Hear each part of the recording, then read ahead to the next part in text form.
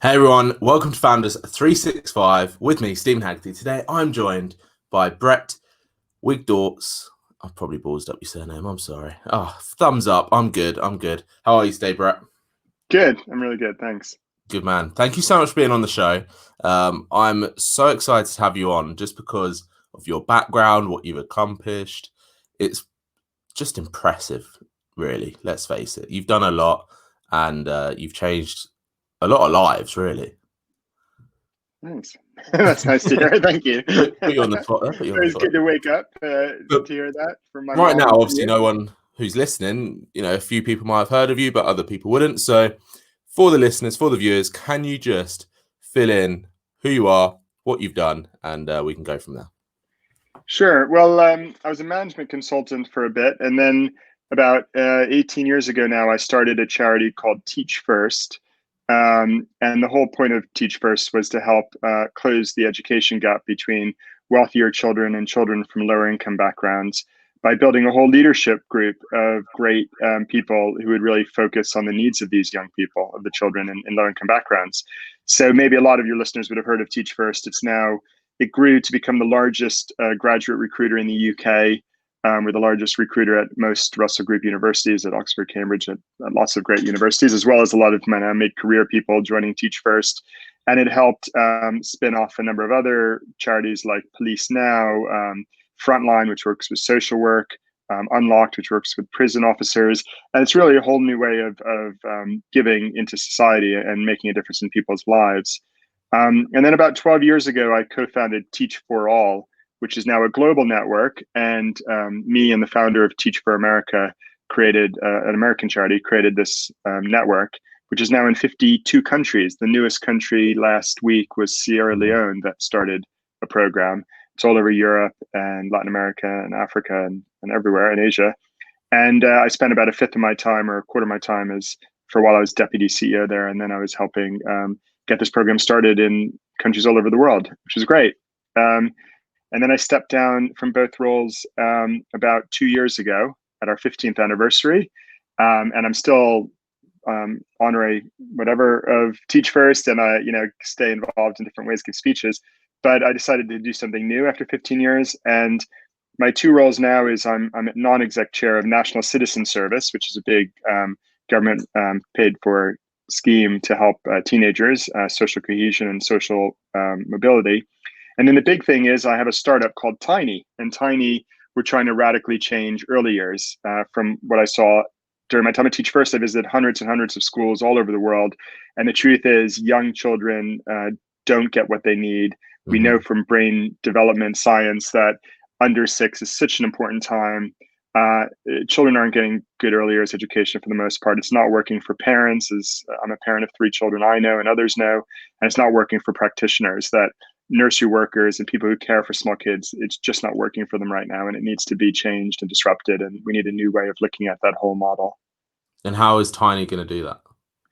So Tiny, the goal is to create a new type of childcare that's sort of between nurseries and small childminding Hmm. facilities. So people love about nurseries is they're really well organized. They're very clear. Everything's easy for the parent. You know what you're getting. Safeguarding is really good. The payment is very easy. There's clear policies, good education, and you get good reporting as a parent. What people love about nannies or childminders is it's a very small setting where you're just with a few kids. You have an adult who really cares deeply about your children, and you'll Yeah. often have a very emotional connection. It's much more flexible for parents and affordable. So we're doing the best of both worlds and creating these tiny home nurseries. We're helping people start these small nurseries in their homes for three or four kids. It's a tech-based business, easy payment, easy policies, high degree Mhm. of safeguarding and quality, and also pushing out lots of early years foundation stage educational activities for them to do, which the parent will also be aware of, which follows a really clear child-centered curriculum. Amazing. And we're looking for that to really grow and help lots of practitioners do it. And the advantage of the practitioner also is rather than a lot of the money going to sites and facilities and management and nurseries, have to spend a lot of money on all these other things. For our home nurseries, almost all that money goes to the practitioner, Mm-hmm. and we're trying to treat them like professionals and give them lots of great development and training, and they could earn a proper professional salary as opposed to close to the minimum wage like nursery workers earn. That's incredible. I'm curious, why is this so important to you? Why is this mission of education and sort of bridging that gap so important to you? Because it's obviously like a life's mission for you. Yeah, I mean, so with Tiney, I visited so many schools and saw so many primary school children who just weren't school ready. Yeah. And you just saw time and again these 6-year-olds who didn't know how to play or didn't know, Wow. how to speak really, like almost like, and just hadn't had a very good early years experience. Yeah.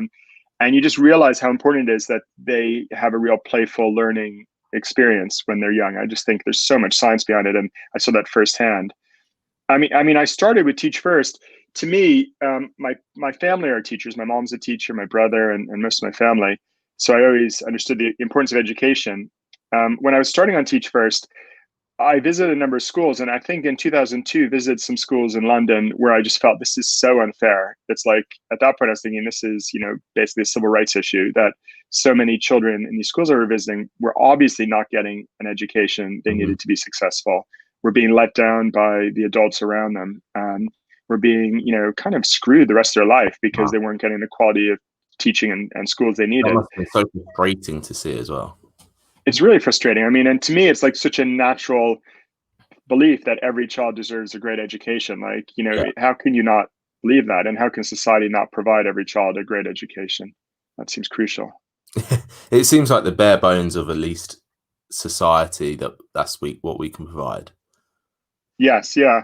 And yeah, and I think it's an awful experience if the most elite and the people who have the most privilege get access to a great Yeah. education and other children don't. It just widens the gap, and it does the exact 100%. opposite of what With, education should be with doing. those, you mentioned that that those 6-year-olds that didn't know how to play, struggling to read or write.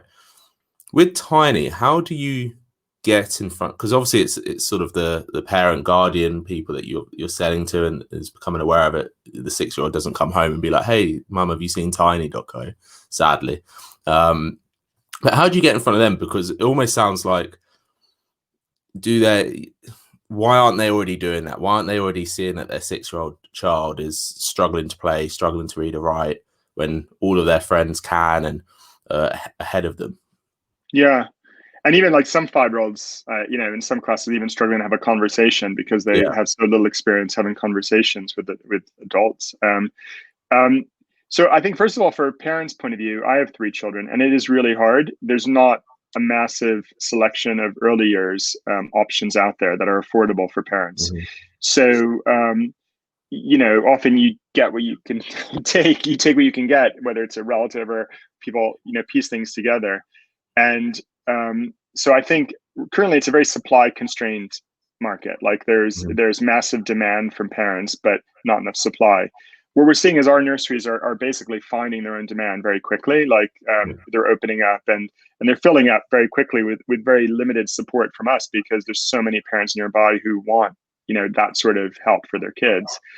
I think all of our nurseries are eligible for all the government payment schemes. So, government has all sorts of schemes to help pay for childcare for very small kids or low income kids and different backgrounds, which people are eligible for. And there's a real shortage to find good opportunities for parents nearby to use that sort of resource. So I think for the parents' point of view, it's just really hard sometimes. There's just not a lot of great options for them.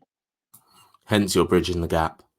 Yeah, hopefully, yeah. If you're wealthy enough, you can maybe afford a nanny or something Yeah. quite expensive, and maybe if you live nearby, you could afford a nursery. But a lot of nurseries are closing, and a lot of them are less flexible, not Mhm. flexible enough for parents, or in the post-COVID world, maybe a bit too big or have too many kids. Yeah. So there's just not enough options, I think. What's been one of the struggles with Tiney compared to obviously Teach First and your other projects that you perhaps didn't come across until you started Tiney? I mean, Tiny is a very tech-based solution. So Teach First and Teach for All didn't really have tech as its center. Mhm. And one of the things I did with Tiny is I brought on board two co-founders, Ed Reed, who was one of the founders of Graze.com, Fantastic. CTO there. And so he's a very experienced CTO, and John Newbold, who created this digital design studio that he sold recently. And both of them, and he's a great product guy who understands digital products.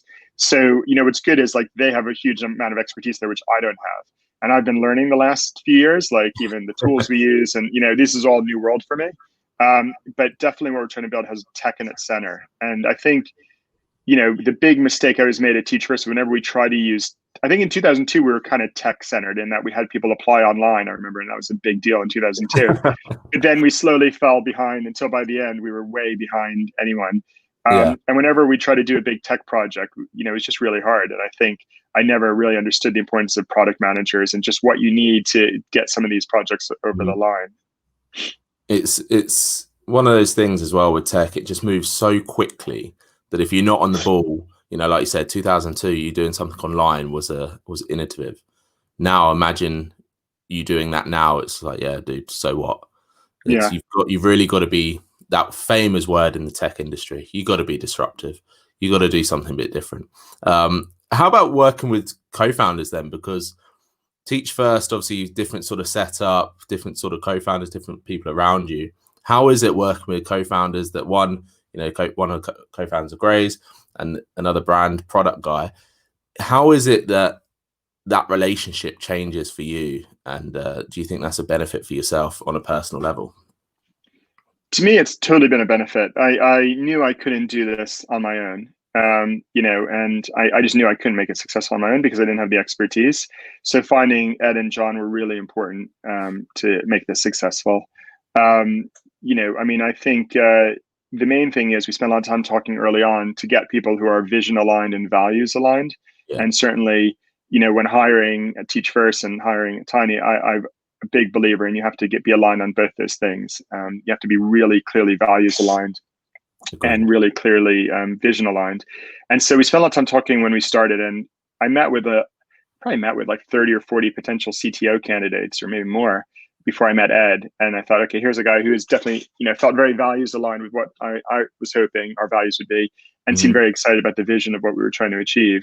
And John was the same way. So I think that was really helpful. And currently we're looking for, for your listeners, we're looking for a fourth person who's more of a COO, a commercial expert, to join the three of us. We've now gotten to that size. So let me know if anyone's interested. At what point do you realize you need an additional person for you? That conversation, how did that come around? So with the COO role, you mean the new role we're looking for? Well, I think with that, we recently raised a really good round from Index Ventures, from a great VC. And we raised £5 million to take us to the next level. And, I think we're now at that stage where we're building something that seems to be working. None of us really have the commercial expertise, though, to figure out how we grow it successfully to that next level. And, really squeezing the numbers, making sure we maximize the revenue from each home nursery, supporting them correctly, really thinking about how do we get it from maybe a couple of hundred home nurseries to thousands or 10,000 home nurseries. So, while I've grown Teach First in different ways, that was a charity, and John have grown their companies in different ways. So the feeling was we, as we're looking over the next few months to get someone with that commercial expertise, it feels like that's a gap the three of us have that we want to fill. That's really good that, obviously you've all got amazing experience, but you can still see that gap in the three of you. Because I think that's one of the things that a lot of founders or co-founders come up against. There may be a founder or 2-3 co-founders, and then they feel like, right, that's the core team. Now we need to just focus on us. And those gaps sort of get missed every now and then. So it's really refreshing to hear that you're really aware. So kudos to you, man. Kudos. With Tiny then, moving forward, what's the plan? Because, 2 years on, reception's really well. You're getting really great feedback. Is that the goal? Tens of thousands of homes are turning into Tinys. Yeah, I mean, look, the demand is massive. So there's a huge demand. One study recently showed there were over 1 million children in England who are looking for childcare who aren't getting it, Wow. to give one perspective. There's a huge excess Is of that a demand over million supply. children or a million households? I believe it's 1 million children from the Okay. study. I guess less households because some of them have multiple kids. Yeah. And then, I think in other countries, my Teach for All experience has shown, like, and I was just talking to the head of Mumbai, for instance, at Teach for India. I was talking recently, and some other cities who, had a lot of interest in how this could work in their own countries. Or, I think there's lots of countries around the world where a similar model could work. And I think this is a global issue. I mean, I've been to It'd be weird if it wasn't a global issue. Yeah, it really is. I mean, I've been to nurseries and elementary and primary schools all over the world and talked to parents, and you just see it's an issue everywhere. Like, there's very few countries that have this sorted, and it's kind of weird. It's one of the few areas of everyone's life that just hasn't really been disrupted by technology yet. And someone's going to do it, and disrupt it in a good way. It's a broken sector. I think no one thinks the sector works well anywhere in the world, just about. So, I think it's dying for good solutions. So, I think we're hoping to really build a community, and we're trying to make this into a wonderful community where these home nurseries work together. We're supporting we see them as micro entrepreneurs who we want to treat as professionals, give them lots of development, lots of support, make them, really understand they're these hugely important key workers, in society, and help them work together and build communities around it. And so we'd love to build a global community around it. That must be quite one of the appeals from the childminder. What do you call the person who's running it? Practitioner. So there are childminders. So legally in England, we're a childminding agency. Yeah. And that's the legislation we're using. And there are childminders. We're calling them tiny home nurseries, is what we're calling the setting, because we think the word childminder is very passive.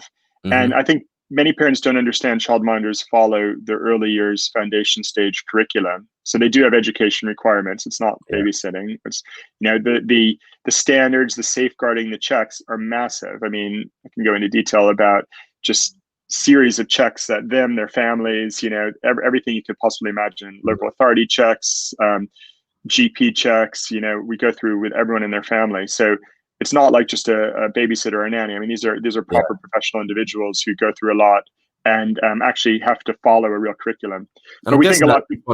One of the challenges of Tiney is actually educating parents that that's how it is, because there is probably a huge assumption that a childminder is the same as a 16-year-old babysitter that you get in when you want to go on a date night.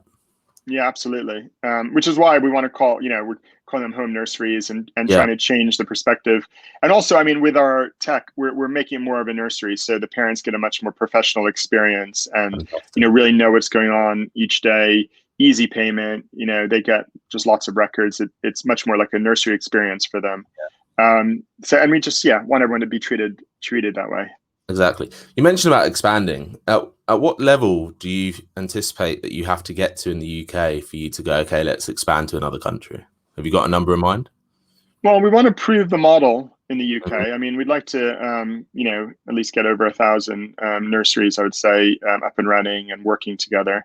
And then, the goal will be hopefully in a year or 18 months to start really thinking how this could work in other places, because it feels like, and I'm not even thinking about America, where I think there's all sorts of other solutions and stuff happening. But even if you take America out, I just think any country in the world, whether, I was just chatting to someone who created Teach for Ecuador, for instance, who's now working in this big Latin American nursery chain.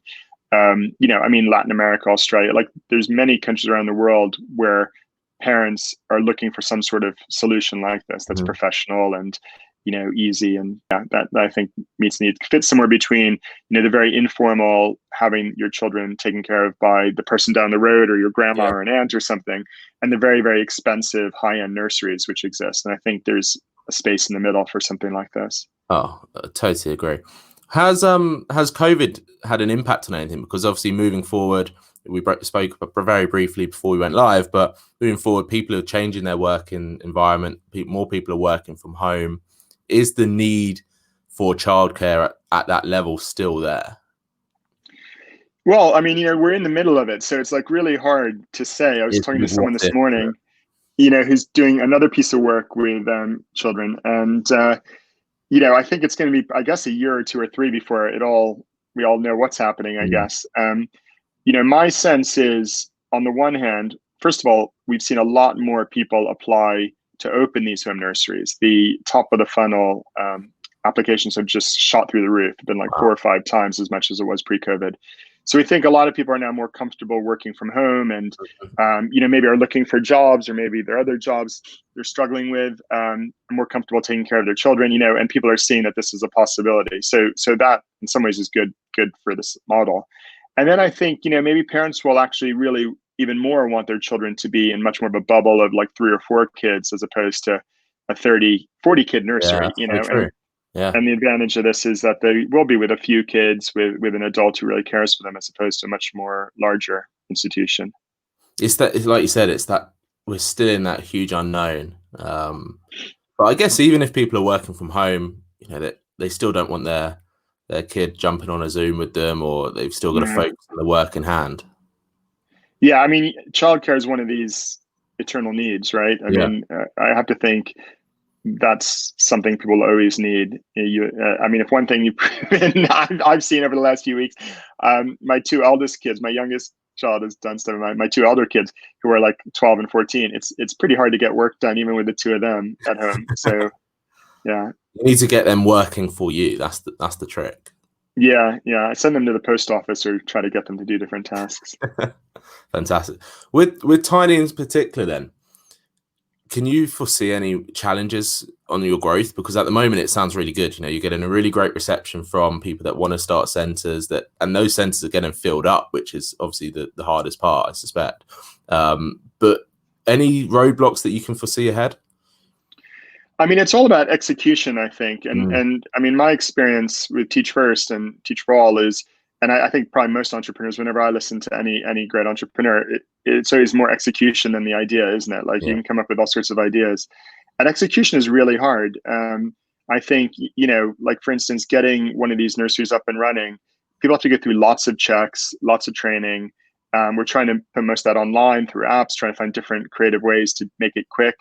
But it's complicated, and we're spending a lot of time trying to figure out how we smooth that journey and make it as straightforward as possible. And I just think there's probably lots of execution issues we're going to have as we're building tech. Probably not the only CEO who's always frustrated that the tech's not moving as fast as I want it to. And I always think, God, why can't it do this, or why can't it do that already? Another big issue we have is data. I mean, we're just spending this past week a lot of time thinking through all the data we have. How do we understand our data better? How do we, these are all like pretty so-called boring topics, right? Which companies have to deal with in order to grow. And, it feels like we have an idea here that really seems to work, but I think all that execution is what we need to focus on. No, I think you're completely right. And the data side of things is the interesting side, because it is almost like the unspoken issue that pretty much every founder has to go through, especially in the early days, of sitting there, looking at the data, figuring it out, assuming, hopefully not assuming too much, and planning from that point in terms of where that business goes, which is really interesting.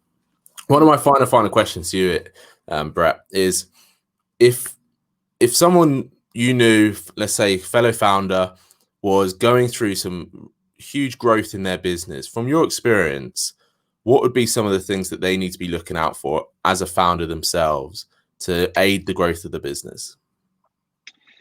I mean, so I would go back to values that I think, we've seen over the last year or two, so many companies, which we could easily all think of whatever company we want to think about in our head, that looked like they were growing very fast, but actually were based on really awful values and just collapsed. And I think that's going to be even more important, going forward, is, I think the younger generations or whatever, care about them even more, which is great. So I think, and also I could see, even when you get a big staff team together, I saw that Teach First, like the way you get a lot done really high quality, and the way you attract and keep great people and keep them motivated and get them performing well, is to ensure everyone's aligned on values and on the vision, to have a clear vision and clear values, how you're going to work, and importantly, how you're not going to work, how you'll refuse to work, what you won't do. So I think that's important. And the thing I've learned as entrepreneurs, again, like I said before, is execution. Like, just sometimes it's that boring execution that is the most important thing, Yeah, whether something works or not. it's not all sexy new startup land. No.